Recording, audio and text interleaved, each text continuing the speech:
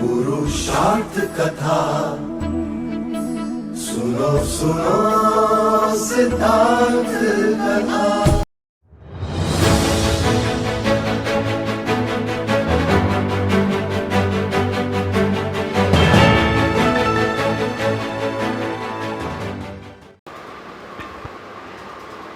जय भीम, नमो बुद्धाय। साथियों, voice of Buddhism में आप सभी का स्वागत है।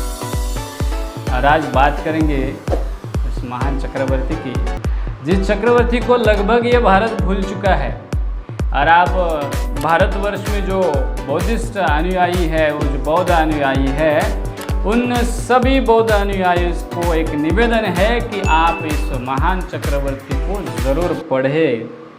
जब पढ़ेंगे तभी आपको इसकी सभी जानकारी मिलने वाली है। दोस्तों, हमने आज तक क्या भूला है और क्या गंवाया है, इसकी जानकारी हमें इसमें मिलने वाली है। तो दोस्तों, लास्ट तक बने रहिए ये वीडियो देखने के लिए कि हम आपको क्या बताने वाले हैं।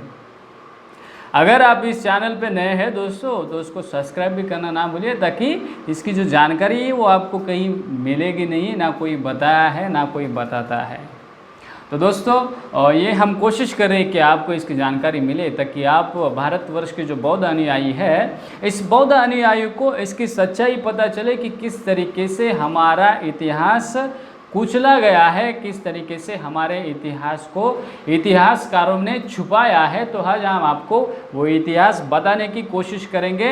और यही है वॉइस ऑफ बुद्धिज्म, जो अपना आवाज़ बुलंद कर लो, अपना आवाज़ को इस कामयाबी तक बुलंद करो, ताकि आज तक कोई इसे मिटा नहीं पाया है, ना ही कोई मिटा पाएगा। तो ये आवाज़ हमें बुलंद करना है, जो बाबा साहब ने हमें आवाज़ दिया है। इसके पहले हमें ये आवाज़ नहीं था। दोस्तों, इसी आवाज़ को बुलंद करने की कोशिश करने के लिए एक ये प्रयास है, वॉइस ऑफ बुद्धिज्म।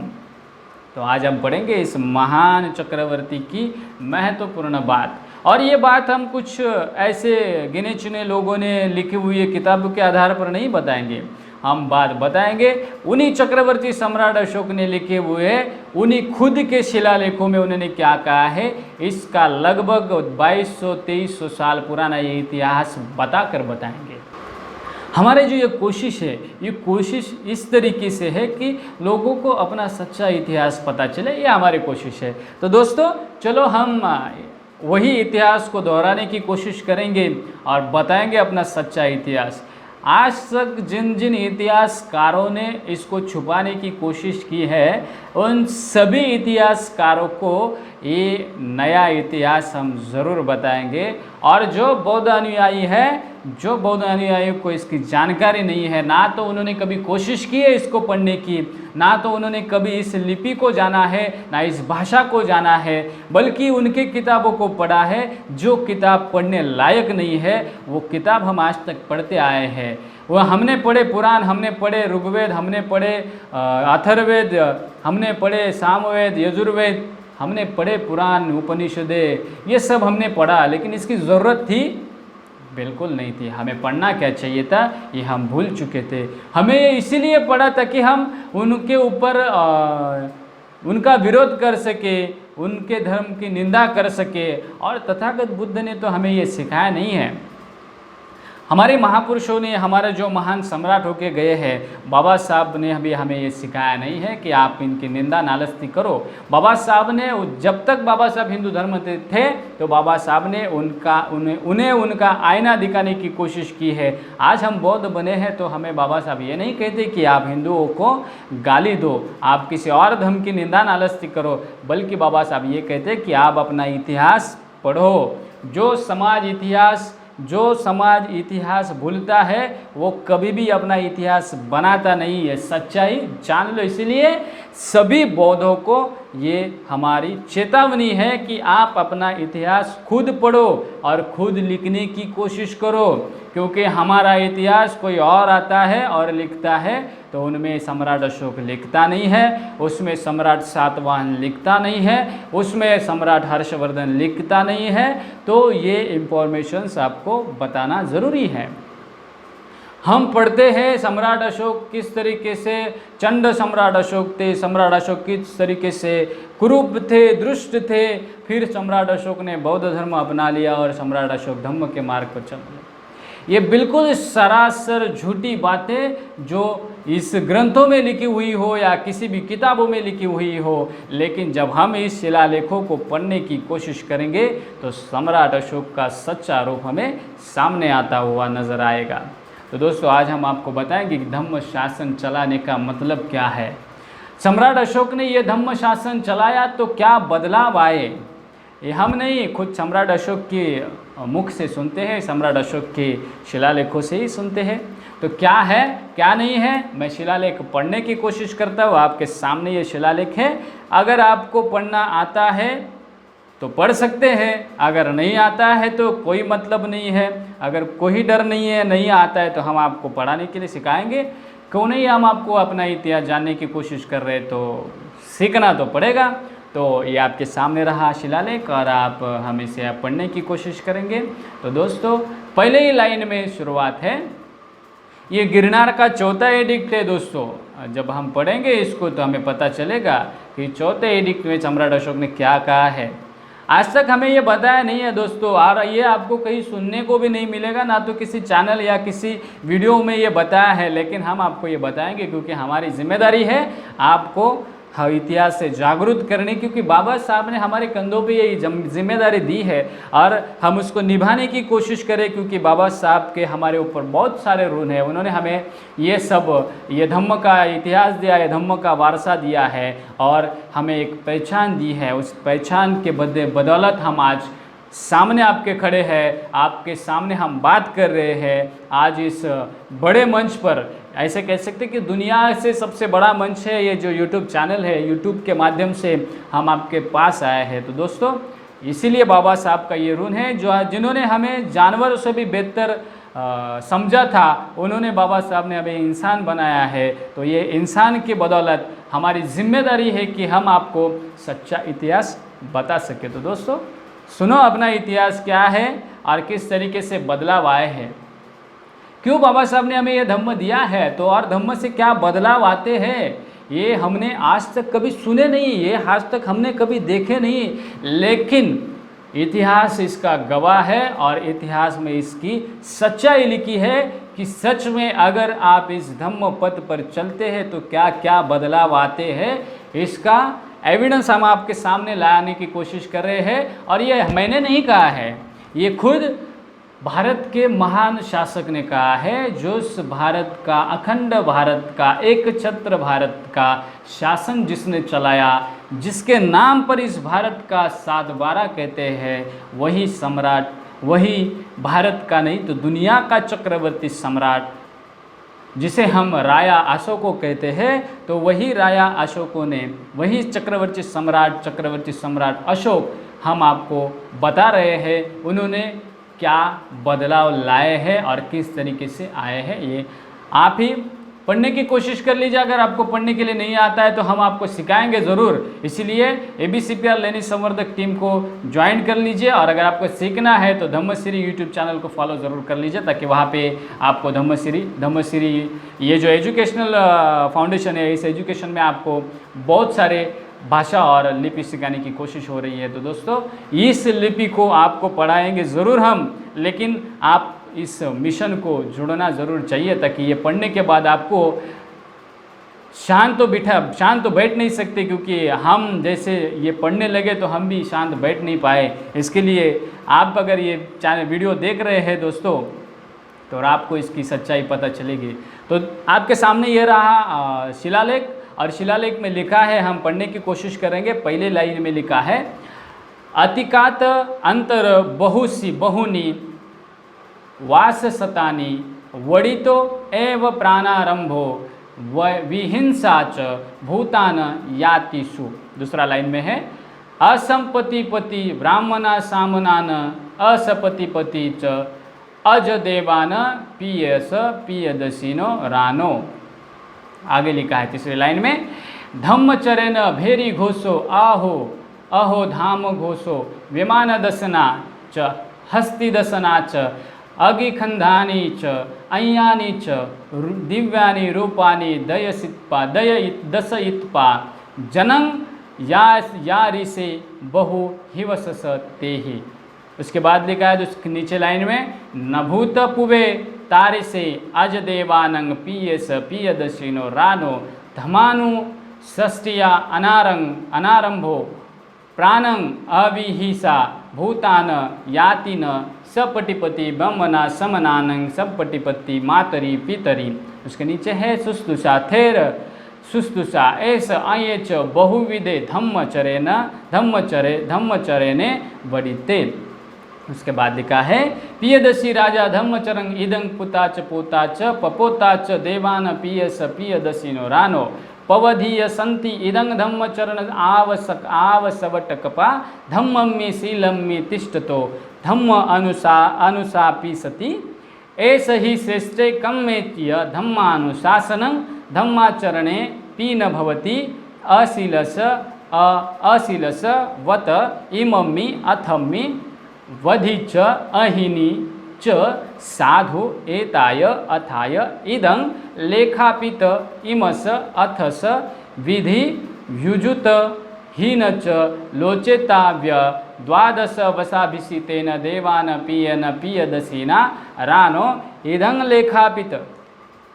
शिलालेख बहुत बड़ा है और मैंने बहुत ही फास्ट आपको बताया है, लेकिन मैं आपको इसकी जानकारी अच्छी तरीके से देने की कोशिश करूंगा। इसके शब्द भी आपको बताने की कोशिश कर रहा हूँ दोस्तों, क्योंकि ये आपको समझ में आए, ताकि कोई और ग्रंथ रहते या संस्कृत में वाले जो पंडित रहते वो ग्रंथ बोल के चले जाते हैं। जैसे कि हमारे पाली भाषा में जितनी सारी गाथाएं हम पढ़ते हैं लेकिन उसकी जानकारी हमें होती नहीं है, जब हम पढ़ते पढ़ते चले जाते हैं लेकिन उसका मतलब हमें पता नहीं होता है। लेकिन हम ऐसा नहीं करेंगे, हम आपको इसकी हर एक शब्द की बात बताने की कोशिश ज़रूर करेंगे। तो दोस्तों इसमें लिखा है, पहले ही लिखा है अतिकात।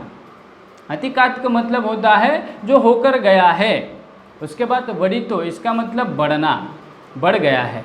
उसके बाद यातुसु यानी प्रति, असंपत्ति पति यानी अनादर का जो भाव हमारे मन में पैदा होता है उसको कहा है। धम्मचरणे मतलब धम्म की आचरण से। भेरी घोषो, भेरी का मतलब है जो युद्ध के समय रणांगन पे जो बड़ा आवाज़ करते हैं ना उसको भेरी कहा जाता है, उसको भेरी का आवाज़ कहते हैं। अहो यानी कि हो चुका है। उसके बाद आता है विमान दशना। विमान दशना का मतलब है विमान यानी राजमहल। आज की भाषा में विमान यानी जैसे कि एरोप्लेन कहते हैं, उस समय विमान यानी राजमहल कहा जाता है। दशना यानी दिखाना। उसके बाद हस्ती दशना यानी हाथी को दिखाना। अग्नि खंदानी मतलब जो अग्नि है उस अग्नि की मशाल हम कहते हैं, उसे कहा है अग्नि खंदानी। उसके बाद आता है रूपानी। रूपानी का मतलब आता है दृश्य, यानी कि हम देखने वाला जो दृश्य है उसको रूपानी कहा जाता है। उसके बाद आता है थेर सुस्तुषा, उसके बाद आता है दस इत्पा। दस इत्पा मतलब दिखाना, उसके में भी आता है दस इत्पा मतलब हमने दिखाया है। उसके बाद आता है जनंग मतलब लोगों को। यारी से मतलब जैसे। भूत पवे, भूत पवे मतलब इसके पहले। तारी से मतलब तैसे। अविहिंसा मतलब अहिंसा। थेर सुसुस्ता यानी बुढ़ों की सेवा करना। पुता यानी लड़का। पोता यानी जैसे हम लोग पोता कहते हैं हिंदी में भी, उसको आज भी पोता कहते हैं। परपोता यानी पपोता यानी परपोता। उसके बाद लिखा है पवधीय संति यानी बढ़कर, बढ़ाया। उसके बाद आवसवट कपा यानी पृथ्वी के विनाश काल तक, पृथ्वी के विनाश काल तक। तिष्ठतो यानी प्रतिष्ठित हुआ। अनुशासी संति यानी जीवन में किस तरीके से उतारना है ये सीखना, इसको कहते हैं अनुशासी संति। उसका बात है अशील से मतलब शील नहीं है वो, शीलों का आचरण नहीं करने वाला। उसके पास वधि यानी बढ़ना, ये सिमिलर है। अहिनी यानी कम न होना। युजंतु यानी कि लग जाना। उसके बाद लोचेतव्या यानी उसका आस्वाद लेना। तो ये एक सब छोटे छोटे अर्थ है। अभी मैं इसको पूरी तरीके से पढ़ने की कोशिश करता हूँ। पहले सैकड़ों सालों से बहुत सारे पशुओं का बलि दिया जाता था लोगों के मन में पशुओं प्राणियों के मतलब निर्दयता भरी हुई थी। श्रमण और ब्राह्मणों के प्रति असम्मान की वागणुक बढ़ रही थी। लेकिन अभी देवान प्रियदर्शी राजा, जब से, यहाँ पे लिखा है प्रियदर्शी यानी सम्राट अशोक, तो जब से सम्राट अशोक ने धम्म का प्रचार और प्रसार करना शुरू कर दिया है, तो जब रणांगन में उस समय युद्ध की भेरी बजती थी, उसी रणांगनों में अभी धम्म का घोष शुरू है, धम्म का प्रचार शुरू है। धम्म की शिक्षा किस तरीके से सीखते हैं, आचरण में लाते हैं, वो सिखाया जाता है। वही युद्ध रणांगन भूमि में अभी हमें सैकड़ों राजमहल देखने को मिलती है। वहाँ पे रथ है, अग्नि, दिव्य ज्योत है, हाथी है, बहुत ही दिव्य स्वरूप से हमें देखने को मिलता है। तो ये देवान प्रियदर्शी जो सम्राट अशोक है, जब से इन्होंने धम्म का प्रचार करना शुरू कर दिया है, तब से ये देखने को मिल रहा है, जो सैकड़ों सालों से देखने को नहीं मिल रहा था, ये धम्म का प्रचार करने से देखने को मिलता है। तो क्या हो गया अभी? पहले ये सब देखने को नहीं मिलता था, अभी क्या देखने को मिलता है कि लोगों के प्रति जो निर्भयता का अभाव, लोगों के प्राणी और पशुओं के प्रति जो निर्भयता थी यानी निर्दयता थी, उसमें बदलाव आ चुका है। वो बदलने के लिए वो बदल रहे हैं। ब्राह्मण और श्रमणों के प्रति आदर निर्माण हो चुका है। वो लोग माता पिता के प्रति सम्मान और माता पिता की सेवा करने लगे हैं। तो ये बदलाव आया है धम्म का प्रचार प्रसार करने से। धम्म का प्रचार प्रसार, ये जो राजा सम्राट अशोक है, ये कहते हैं कि बौद्ध धर्म का प्रचार और प्रसार जो है वो विकसित करने के लिए वो अपने लड़के, वो अपने जो पोते हैं, वो अपने पर पोतों को भी ये धम्म को विकास, धम्म का प्रचार और प्रसार में अपना योगदान देने के लिए इसमें कहा है। और ये धम्म का प्रचार प्रसार कैसा चले? तो निरंतर चलना चाहिए। कब तक? तर पृथ्वी के अंत तक ये धम्म का प्रचार और प्रसार चले। ये चक्रवर्ती सम्राट अशोक की महत्वाकांक्षा थी, इच्छा थी। लेकिन हमें तो पता ही नहीं चक्रवर्ती सम्राट अशोक कौन थे, तो इनकी इच्छा से क्या मतलब पड़ता है। लेकिन अभी हमें ये जानने को मिल रहा है, तो हमें इस पर गौर करना चाहिए।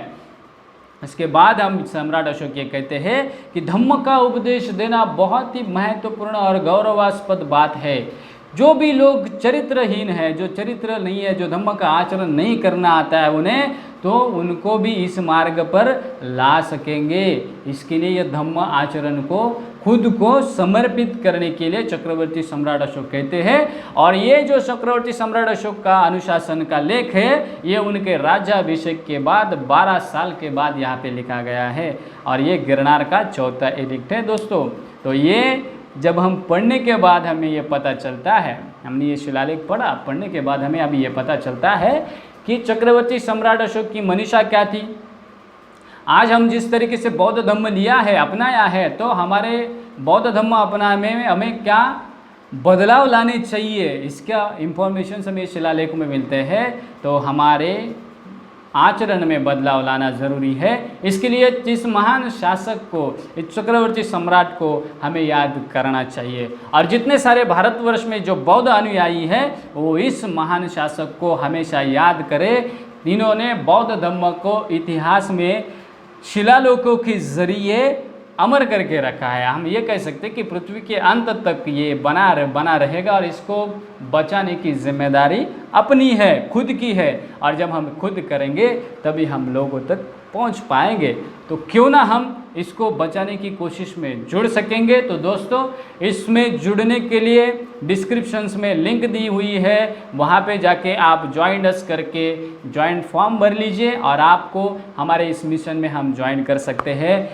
ABCPR जो लेनी संवर्धक की टीम है, जो धम्म का इतिहास बचाने की कोशिश कर रहे हैं, इसमें जुड़ जाने के लिए ज़रूर डिस्क्रिप्शन में लिए दिए हुए हैं नंबर पे कॉल कर दीजिए, या आपके सामने जो नंबर दिख रहे हैं इस नंबर पे हमेशा आपको इस पे कॉल करना है और अब इसकी जानकारी लेना है किस तरीके से हमें भारतवर्ष में जो बौद्ध धर्म का इतिहास है उसको जतन करना है, उसका प्रिजर्वेशन करना है। अगर आपको इस मिशन इस मिशन को सच में इस मिशन आपको सही लगता है तो ही इस मार्ग पर चले, क्योंकि इस मार्ग पे आपको कोई सम्मान मिलने वाला नहीं है, कोई आपकी प्रशंसा करने वाला नहीं है। आपके ऊपर टीका ही होने वाली है, आपका विरोध ही होगा, क्योंकि ये नया कुछ देखने को मिलता है। इसलिए इसमें ना सम्मान होगा, ना आपको कोई प्रशंसा मिलेगी यहाँ पे, लेकिन अगर इस अंजाम को पहुँचाएंगे हम तो इतिहास में हम ज़रूर याद होंगे, इतिहास हमें ज़रूर याद करेगा, क्योंकि ये इतिहास बनाने का ज़रिया है। तो दोस्तों चलिए जुड़ते हैं इस मिशन में। बौद्ध धर्म की विरासत जतन करने के लिए ABCPR लैनी संवर्धकों की टीम को ज्वाइन करें और ये जो धम्म है उसको लोगों तक बचाने के लिए, लोगों तक शेयर करने के लिए, लोगों तक पहुंचाने के लिए धम्मश्री, ये जो धम्मलिपि सिक्कन रिसर्च इंस्टीट्यूट है, इस इंस्टीट्यूट के माध्यम से हम सारे भारतवासियों को अपना इतिहास सिखाने की कोशिश कर रहे हैं। अपना इतिहास आचरण में कैसे लाए, बुद्ध की शिक्षा आचरण में कैसे लाए, ये सिखाने की कोशिश कर रहे हैं। तो दोस्तों इस मिशन को आगे लेके जाने के लिए इसका सहयोग दे दीजिए, इस नंबर पे कांटेक्ट कर लीजिए। और दोस्तों सच बात यह है कि हम अपना इतिहास दोहराने की कोशिश कर रहे हैं, तो इसको संघर्ष ज़रूर होगा, इसके ऊपर संघर्ष की बात रहेगी। तो ये संघर्ष हमें करना है, तो इस संघर्ष के लिए हमें फिलहाल बुद्धिस्ट आइडेंटिटी क्रिएट करनी है। तो इस बुद्धिस्ट आइडेंटिटी के लिए आप हमारे साथ जुड़े रहिए और ऐसे ही वॉइस ऑफ बुद्धिज़्म को देखते रहिए और देखते देखते इस इतिहास को भी समझने की कोशिश कर लीजिए। तो दोस्तों ये बात है इतिहास की, तो खाली इतिहास नहीं है, तो इतिहास बचाने की ही नहीं है, तो सिर्फ ये बात है नया इतिहास दोहराने की, इतिहास बनाने की। तो आओ चलो मिलकर हम साथ इतिहास बनाते हैं और वॉइस ऑफ बुद्धिज़्म को अपने रिलेटिव के पास, अपने दोस्तों के साथ शेयर ज़रूर कर लीजिए और उसको सब्सक्राइब करने के लिए बोल दीजिए, ताकि अपना इतिहास हम आपके सामने लाने की कोशिश कर रहे हैं। तो दोस्तों इसी तरीके से नए इतिहास के बारे में हम आपको बताने की कोशिश करेंगे और ये सब जानने के लिए आप हमारे साथ बने रहिए। वॉइस ऑफ बुद्धिज़्म को आप सब्सक्राइब करके लोगों तक शेयर कर लीजिए। और दोस्तों ये वीडियो अगर आपको पसंद आया है तो इसको लाइक करना ना भूलिए, लोगों तक शेयर करना भी ना भूलिए और कमेंट बॉक्स में आप अपना अभिप्राय भी ज़रूर दीजिए। तो दोस्तों इसी तरीके से नए वीडियो के लिए नए इंफॉर्मेशन के साथ मिलते हैं नए वीडियो में। तब तक के लिए साथियों सभी भारतीय जो बौद्धिस्ट अनुयायी है, बौद्ध अनुयायी है, उन सभी भारतवासियों को मेरी तरफ से जय भीम, नमो बुद्धाय।